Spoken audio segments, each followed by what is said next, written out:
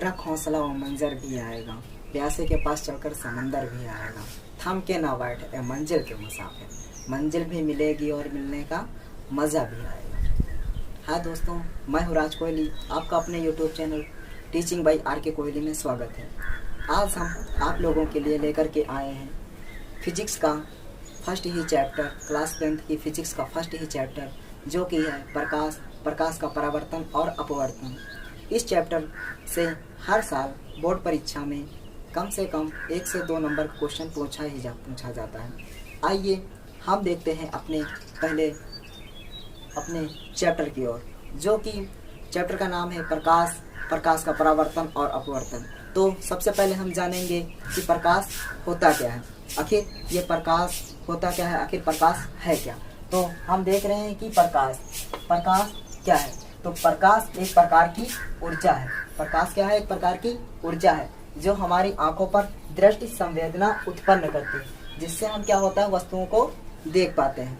तो यहाँ पर प्रकाश क्या है? एक प्रकार की ऊर्जा है जो हमारी आंखों पर दृष्टि संवेदना उत्पन्न करती है, जिससे हम वस्तुओं को देख पाते हैं। अब ये दृष्टि संवेदना एक शब्द है, इसका अर्थ क्या होता है? दृष्टि संवेदना का अर्थ ये होता है कि जो हमारी वस्तु को देखने में क्या करे, मदद करे। संवेदना जो क्रिया करे, ठीक है, जो देखने में मदद करे, उसे हम क्या कहते हैं? दृष्टि संवेदना। तो जो देखने में हमारी मदद करे, जिससे हम क्या होता है वस्तुओं को देख पाते हैं। तो प्रकाश एक प्रकार की ऊर्जा है जो हमारी आंखों पर दृष्टि संवेदना उत्पन्न करती है और जिससे हम क्या होता है वस्तुओं को देख पाते हैं। तो आपने देखा होगा ये संपूर्ण संसार में क्या है, वस्तुएं हैं कुछ अब संपूर्ण संसार में तो सभी ये चीजें वस्तुएं, और जो प्रकाश होता है क्या होता है, हमें वस्तुओं को देखने में मदद करता है। पर लेकिन यहाँ पर वस्तुओं को 2 भागों में विभाजित किया गया। कौन कौन सी वस्तुएं? पहले नंबर की वस्तुएं क्या है, जिन्हें कहा गया प्रदीप्त वस्तुएं, और क्या कहा गया, अप्रदीप्त वस्तुएं। तो जो प्रदीप्त वस्तुएं होती हैं वह वस्तुएं जो स्वयं प्रकाश उत्पन्न करती हैं, उन्हें हम क्या कहते हैं? प्रादीप्त वस्तुएं कहते हैं। जैसे सूर्य, चंद्रमा, तारे, मोमबत्ती और जलता हुआ बल्ब आदि, ये सब वह वस्तुएं हैं जो स्वयं प्रकाश उत्पन्न करती हैं। अब इनको जैसे और कुछ वस्तुएं ऐसी भी हैं जो अप्रदीप्त वस्तुएं कहलाती हैं। जो वह वस्तुएं जो स्वयं प्रकाश उत्पन्न नहीं करती हैं, उन्हें हम अप्रदीप्त वस्तुएं कहते हैं। जैसे लकड़ी, मेज, मकान, कुर्सी आदि। अब यहाँ पर ये चीज हम देख लें कि जो प्रदीप्त वस्तुएं होती हैं, इनको देखने के लिए हमें क्या होता है, प्रकाश की आवश्यकता नहीं होती, क्योंकि ये स्वयं प्रकाशित होती हैं। अब जैसे हम इन प्रदीप्त वस्तुओं पर ही आते हैं पहले, जैसे कि अब सूर्य हो गया, चंद्रमा हो गया, तारे हो गए, ये क्या होता है, सुबह ये स्वयं प्रकाशित होते हैं। अब जैसे हम लोग देखते हैं कि सूर्य तो सुबह निकलते हैं, वो भी पूर्व दिशा में, तो अब क्या होता है, उनका स्वयं का प्रकाश होता है। उनको देखने के लिए हमें प्रकाश की आवश्यकता नहीं होती, क्योंकि वह स्वयं प्रकाशित होती हैं। तो अब तभी तो हम बता पाते हैं कि सूर्य देवता देखो सुबह पूर्व दिशा में, और शाम को कहाँ पर अस्त हुए, तो वो अस्त होते हैं पश्चिम दिशा में। क्योंकि वो स्वयं प्रकाशित होते हैं, तभी तो उनका अनुभव लगा सकते हैं कि वो इस दिशा में हैं। और चंद्रमा में भी यही चीज़ है कि जब वो स्वयं प्रकाशित अगर न होता तो क्या हम देख पाते कि ये बता पाते कि नहीं अभी चंद्रमा आधा निकला हुआ या पूरा निकला हुआ, क्योंकि उसका स्वयं का प्रकाश है और वो प्रकाशित होता है, तभी हम उनको देखकर बता पाते हैं। और कुछ वस्तुएं ऐसी भी होती हैं जिनको देखने के लिए क्या होता है, प्रकाश की आवश्यकता हो गई होती है। अब जैसे क्या हुआ कि कुर्सी, मेज, लकड़ी, ये सब चीज़ें क्या है, इनके पास तो स्वयं का अपना प्रकाश होता नहीं है। क्या होता है, इनको देखने के लिए हमें किसकी आवश्यकता पड़ती है, इनको देखने के लिए हमें प्रकाश की आवश्यकता पड़ती है। अब इस प्रकार से अनुभव लगा लीजिए कि अगर आप क्या होता है कि आप एक कमरे में जाते हैं जहाँ पर लाइट या प्रकाश होता ही नहीं, तो वहाँ पर अगर कोई वस्तु को अगर रखी होती है तो क्या होता है, हम उसको ढूंढ नहीं पाते या हमें वो नहीं दिखती है। तो क्या होता है, वहाँ पर हम लाइट जलाते हैं, फिर प्रकाश मतलब उत्पन्न करते हैं, मतलब लाइट जलाते हैं, तभी तो हम उन वस्तुओं को देख पाते हैं। तो अप्रदीप्त वस्तुएं वह होती हैं जिन्हें हम देख नहीं पाते हैं, मतलब देख नहीं पाते, उनका स्वयं का प्रकाश अपना नहीं होता। उनको देखने के लिए किसकी आवश्यकता होती है, प्रकाश की आवश्यकता होती है। अब हम देखेंगे कि प्रकाश के गुण एवं विशेषताओं के बारे में। अब प्रकाश की गुण एवं विशेषताओं के बारे में यहाँ से 1 नंबर का क्वेश्चन पूछा जाता है, वो भी हर बोर्ड परीक्षा में, और कॉम्पिटेटिव एग्जाम में तो यहाँ से बन जाता है, इसकी तरंग दैर्घ्य पूछ ली जाती है। और ये चारों पॉइंट जो है बहुत ही इम्पोर्टेंट है, ये 4 पॉइंट पूछे जाते हैं, कई बार कई जो है एग्जाम में पूछे गए हैं। तो पहला क्या है इसके प्रकाश के गुण एवं विशेषताएं। तो पहला है प्रकाश क्या है, प्रकाश एक जो है सरल सीधी रेखा में चलता है। प्रकाश क्या बताया गया कि एक सरल और सीधी रेखा में चलता है। अब जैसे हम लोग क्या होता था जब बचपन में थे तो क्या होता था, एक टॉर्च को लेते थे, क्या करते थे बचपन में हम टॉर्च को ले लेते थे और छत पे जाते थे तो हम क्या करते टॉर्च को जलाते थे, वो भी एकदम सीधी सीधे। और हमारे साथी जो होते थे उनसे भी हम कहते थे कि आप भी अपनी टॉर्च को जलाइए, और वो भी जलाते थे। तो क्या होता था, और ये हम लोग सोच कहते थे कि देखते हैं किसकी जो है किसकी लाइट ज्यादा ऊंचाई पर जाएगी। तो इससे क्या सिद्ध होता था, जब हम टॉर्च को जलाते थे तो वो टॉर्च जो है जो प्रकाश उत्पन्न होता था वो प्रकाश एकदम सरल और सीधी रेखा में ही जाता था ना। इससे यह सिद्ध होता है कि प्रकाश क्या है हमारा एक सरल और सीधी रेखा में चलता है। अब दूसरा हमारा क्या इसकी विशेषता है, प्रकाश चुंबकीय तरंगों के रूप प्रकाश की तरंग दैर्घ्य कितनी 3900 से 7800 एंगस्ट्रॉम होती है। तो ये तो है प्रकाश की जो तरंग दैर्घ्य कितनी होती है, तो इसकी 3900 से 7800 होती है। और किसी किसी में 3800 दे रखा है बुक में, पर लेकिन 3900 से 7800 एंगस्ट्रॉम होती है। अब तीसरा हमारा पॉइंट क्या है, प्रकाश एक चुंबकीय तरंगों के रूप में चलता है। ठीक, प्रकाश क्या है चुंबकीय तरंगों के रूप में चलता है। और चौथा हमारा क्या है, प्रकाश की चाल सर्वाधिक किसमें निर्वात में होती है। तो प्रकाश की चाल सर्वाधिक किसमें होती है, निर्वात में होती है। अब ये निर्वात क्या है, निर्वात वह होता है तो दोस्तों कि जैसे जब आप लोगों ने देखा होगा कि जो हमारी पृथ्वी है, पृथ्वी से जब वायुमंडल की ओर ऊपर को जाते हैं, जब 1600 से या 2000 के बीच में जब बढ़ जाते हैं वहाँ पर और इसकी ऊंचाई पर ज़्यादा ऊंचाई पर जाते हैं, तो वहाँ पर क्या होता है कि वहाँ पर जो है ना वायु है और ना ही ऑक्सीजन है। आप लोगों ने देखा होगा कि हमारे जो साइंटिस्ट होते हैं और अंतरिक्ष में जब जाते हैं तो अपने साथ क्या ऑक्सीजन को ले जाते हैं, क्योंकि वहाँ पर ऑक्सीजन है ही नहीं। अब हमारा चौथा पॉइंट है, प्रकाश की चाल सर्वाधिक निर्वात में होती है। तो प्रकाश की चाल कहाँ होती है, सर्वाधिक निर्वात में होती है। ये निर्वात होता क्या है, ये निर्वात वह होता है जिससे दोस्तों आपने देखा होगा कि जैसे हमारी पृथ्वी से वायुमंडल पे मतलब वायुमंडल में जब जाते हैं मतलब अंतरिक्ष में जाते हैं तो क्या होता है, मतलब 1600 से या 2000 से और ऊंचाई पर जब हम जाते हैं तो वहाँ पर क्या होता है, ना तो ऑक्सीजन है और ना वहाँ पर वायु है। तो वहाँ पर क्या है, मतलब आप लोगों ने देखा होगा कि अंतरिक्ष में जब हमारे साइंटिस्ट रिसर्च लोग जाते हैं, साइंटिस्ट जाते हैं, तो वो लोग अपने साथ क्या ऑक्सीजन को ले जाते हैं, क्योंकि वहाँ पर ऑक्सीजन नहीं है। ठीक, तो जहाँ पर ऑक्सीजन और वायु ना हो, ठीक है, उसे हम क्या कहते हैं, निर्वात कहते हैं। तो प्रकाश की चाल सर्वाधिक कहाँ पर होती है, निर्वात में होती है। अच्छा चलो ठीक है, मानते हैं कि प्रकाश की चाल सर्वाधिक निर्वात में होती है, तो सबसे कम कहाँ पर होती है, सबसे कम प्रकाश की चाल कहाँ होती है, सबसे कम होती है कांच में। प्रकाश की चाल सबसे कम कहाँ पर होती है, कांच में होती है। और कुछ और इसकी विशेषताएं होती हैं, जैसे प्रकाश क्या होता है, प्रकाश को तो हम नहीं देख सकते, प्रकाश को तो हम नहीं देख सकते, बट प्रकाश के माध्यम से क्या होता है, हम वस्तुओं को देख पाते हैं। ठीक है, अब हम स्टॉप, अब ये तो हमारा प्रकाश खत्म हो गया, इसी से क्वेश्चन जो बनने हैं।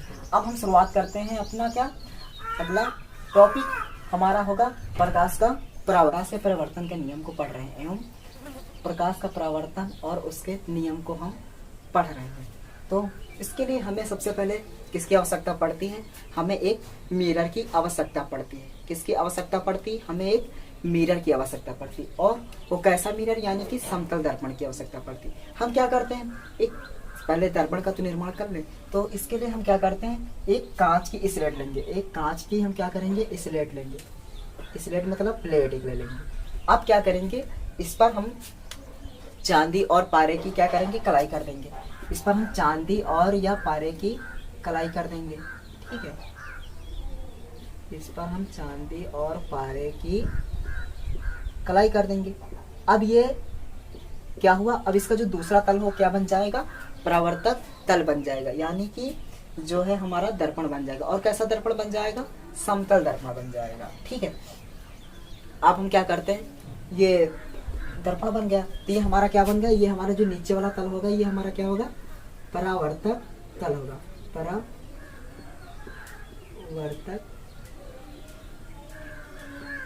तल होगा। क्या होगा, ये परावर्तक तल होगा। हमने क्या किया, एक कांच की स्लेट ली और इस पर जो एक चांदी की कलाई कर दी, चांदी या पारे की, और दूसरा तल हमारा क्या बन गया, परावर्तक तल बन गया। अब हम आपको एक कहानी सुनाते हैं। ठीक, हम क्या करते थे बचपन में, जब हम टॉर्च पा जाते थे तो क्या करते थे, टॉर्च पा जाते थे तो उस टॉर्च को जैसे ही टॉर्च पाते थे उसको हम क्या करते थे, और उस टॉर्च को हम जो कोई इंसान आता था तो उस पर टॉर्च मारते थे ना, चौंधे ऐसे जबाते थे, ये प्रकाश की लाइट उस पर पड़ती थी। और जब कोई मिरर या कोई शीशा देख जाते थे तो उस पर भी तो टॉर्च को मारते थे, हम लोगों को बहुत मजा आता था।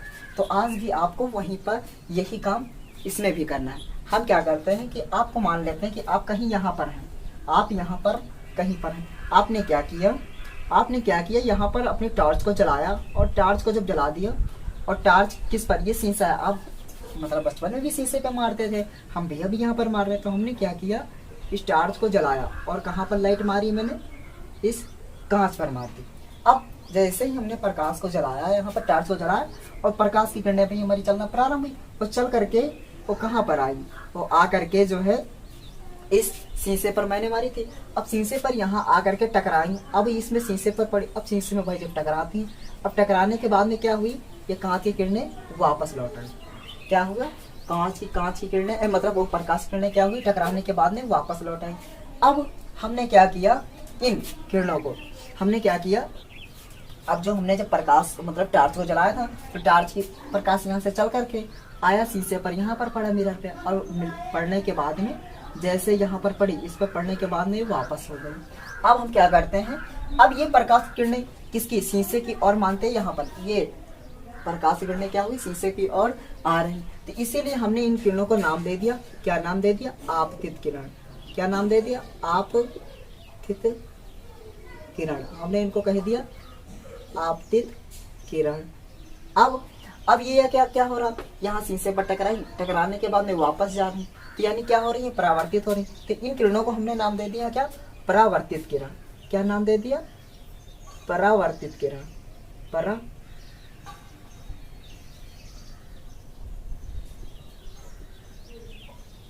परावर्तित किरण, परावर्तित किरण। इन किरणों को हमने नाम क्या दे दिया, परावर्तित किरण। अब ये मिरर की ओर आ रही थी, मतलब मिरर की ओर आ रही थी, इसलिए अपतित किरण को कह दिया। अब ये मिरर से टकराने के बाद में वापस जा रहे हैं, तो इनको मैंने क्या नाम दे दिया, परावर्तित किरण। अब हमने क्या कर किया, अच्छा ये बताओ, ये मिरर था हमारा, अब मिरर के जिस बिंदु पर ये टकराई, प्रकाश की किरणें मिरर के जिस बिंदु पर जाकर के टकराई, इसे हमने क्या नाम दे दिया, आपतन बिंदु। हमने क्या नाम दे दिया, आपतन बिंदु, आपतन बिंदु, हमने इसका नाम दे दिया। अब क्या करते हैं, अच्छा चलो ठीक है, हमने क्या किया, एक आपतन बिंदु हमने नाम दे दिया। अब हमने इनको भी नाम दे दिया, चलो इनको हम मान लेते हैं ए है, और इसको मान लेते हैं ओ, ठीक, और इसको नाम मान लेते हैं बी नाम दे दिया। अब हमने क्या किया, अच्छा आपतन बिंदु से हमने क्या किया, आपतन बिंदु से एक लंब को डाल दिया। हमने आपतन बिंदु से क्या किया, एक लंब को डाल दिया। चलो हमने आपतन बिंदु से एक लंब को यहाँ से डाल दिया।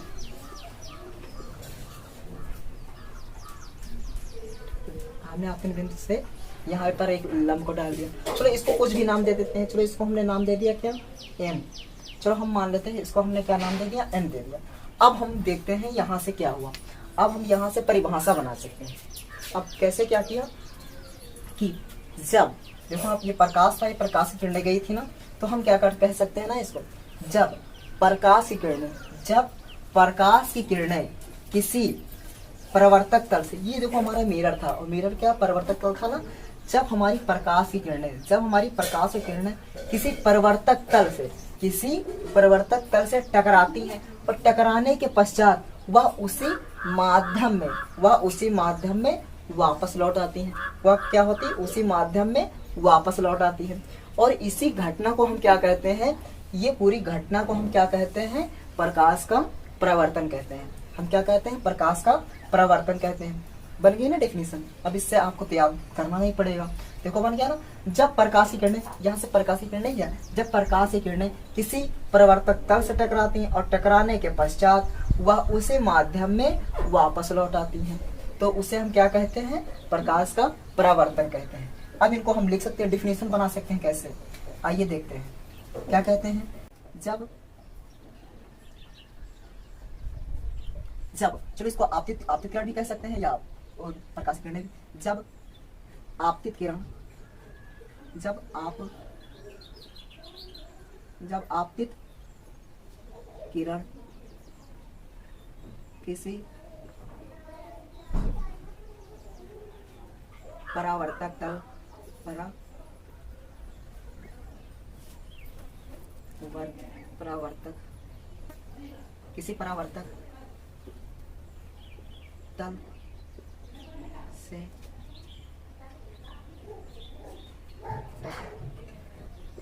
किसी परावर्तक तल से टकराती है तथा किसी परावर्तक तल से, देखो ये आपतित किरण किसी परावर्तक तल से टकराती है तथा टकराने के पश्चात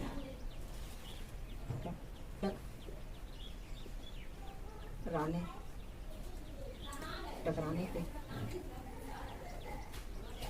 बाद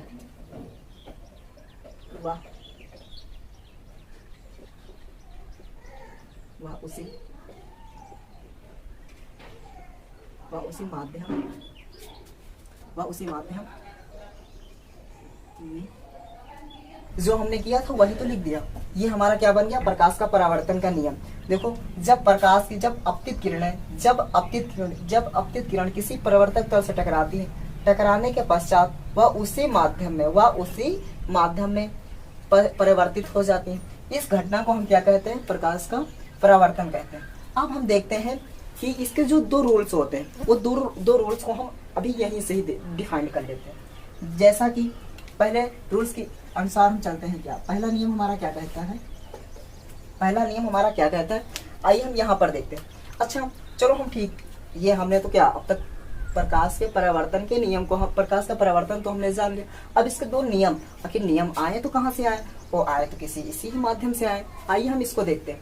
अब हम देखते हैं क्या, देखो हमने क्या किया था, ए और ओ को, ये हमारी क्या थी, एक आपतित किरण थी, और ओ और बी हमारी क्या थी, एक परावर्तित किरण थी। अब हमने क्या किया, इसके बीच एक लंब को डाल दिया था, जिसे हमने क्या नाम दिया, ओ और एम। तो अब क्या हुआ, जो लंब होता है वो क्या करता है, किसी दो पार्ट्स को दो बराबर भागों में विभाजित कर देता है, यानी कि बांट देता है। तो अब हमने क्या किया, इसको जब लंब डाला था यहाँ से, तो इसने क्या किया, इसने भी इसको जो है दो भागों में बांट दिया। इसने क्या किया, इसको दो भागों में बांट दिया। तो जो हमारे ये पहला था, तो ये आपतित किरण के बीच में, आपतित किरण तथा अभिलंब के बीच के जो कोण होता है ना बेटा, जो बीच के कोण को हम क्या कहते हैं, आपतन कोण कहेंगे। क्या कहेंगे, आपतन कोण। आप इसे हम क्या कहेंगे बेटा, आपतन कोण कहेंगे। अब जो परावर्तित किरण है और जो ये अभिलंब है, ये क्या है, अभिलंब, इसके बीच का कोण होगा। तो इसके बीच के कोण को हम क्या कहेंगे, परावर्तन कोण। इसे हम क्या कहेंगे, परावर्तन कोण। परावर्तन कोण। अब इसे क्या कहेंगे, आपतन कोण, इसे क्या कहेंगे, परावर्तन कोण। और ये हमारा क्या है, अभिलंब है। ये हमारा क्या है, अभिलंब।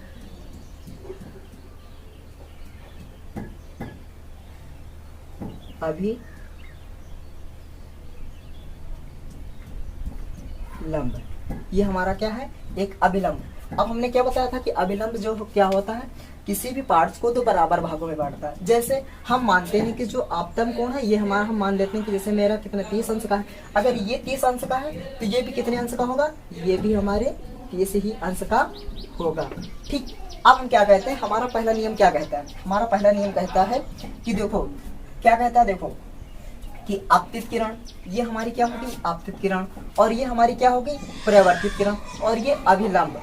क्या कहता है, ये आपतित किरण और परावर्तित किरण और अभिलंब, ये तीनों फर्स्ट, सेकेंड और थर्ड, यानी ये तीनों क्या होते, एक ही तल में होते। एक ही तल का मतलब देखो, तीनों क्या है, कहाँ पर टकराए, तीनों परिवर्तक तल से टकराए हैं ना, तो क्या ये परिवर्तक तल ही ना हमारा। तो इसीलिए यहाँ से हमारा पहला नियम बनता है, क्या पहला नियम बनता है, कि हमारा आपतित किरण और परावर्तित किरण और अभिलंब, ये तीनों कहाँ पर है, एक ही तल में होते हैं। तो हमारा पहला नियम क्या है, हमारा पहला नियम बनेगा, यहाँ पर लिख दे रहे हैं, नियम हमारा पहला नियम क्या है,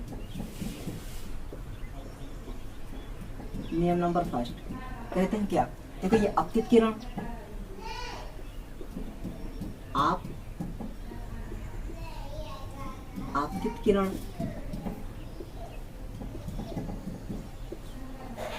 और परावर्तित किरण।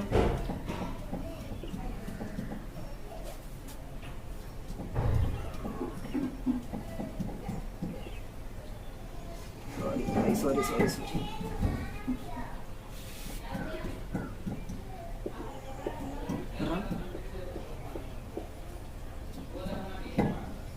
परावर्तित किरण और अभिलंब एवं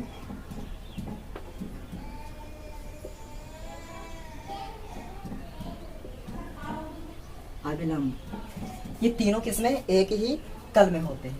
क्या होते हैं? तीनों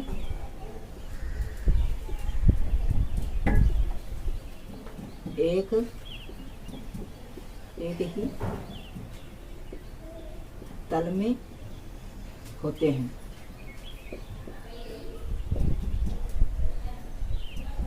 तीनों एक ही तल में होते हैं। अब हमारा दूसरा नियम क्या कहता है? अब दूसरा नियम क्या कहता है कि देखो, अगर ये आपतन कोण है, आपतन कोण को हम किससे दर्शाते हैं? आपतन कोण को हम आई से दर्शाते हैं। आपतन कोण जो होता है हमारा, इसे हम क्या कहते हैं? आई। और जो परावर्तन कोण होता है इसे हम क्या कहते हैं? आर कहते हैं। इसे हम क्या कहते हैं? आई। इसे हम क्या कहते हैं? आर। अच्छा, हमने ये बताया था ना अभी, देखो आपतन कोण जैसे ये 30 अंश का, तो हमारा परावर्तन कोण भी कितने अंश का होगा? 30 ही अंश का होगा। तो यानी कि हम कह नहीं सकते कि आपतन कोण और परावर्तन कोण आपस में क्या होते हैं? बराबर होते हैं, ये हम कह सकते हैं ना। तो यही हमारा बस दूसरा नियम है। क्या दूसरा नियम हमारा क्या है? दूसरा नियम हमारा है कि जो हमारा आपतन कोण होता है, क्या जो हमारा आपतन कोण होता है, आपतन कोण तथा परावर्तन कोण, मतलब ये परावर्तन कोण तथा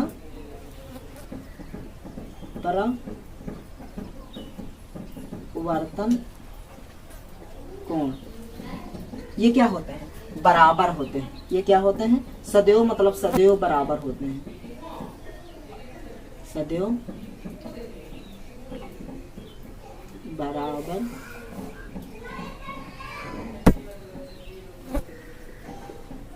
होते हैं। तो इसको ये हम कह सकते हैं ना, इसको हम कह सकते हैं क्या? आई, मतलब इसको हम कह सकते हैं आई इक्वल टू, यानी आई बराबर आर, कि मतलब आई और जो आर होते हैं ये क्या होते हैं? आपस में बराबर होते हैं। बस अब हमारा यहाँ से ये मतलब प्रकाश का परावर्तन और उसके दोनों नियम यहाँ से खत्म होते हैं। अब इसको हम एक बार फिर से देख लेते हैं बहुत जल्दी। हमने क्या किया, अब देख लेते हैं सिर्फ एक मिनट में। हमने क्या किया, एक परावर्तक तल ले लिया। परावर्तक तल यानी कांच की स्लेट की, और उस पर क्या किया?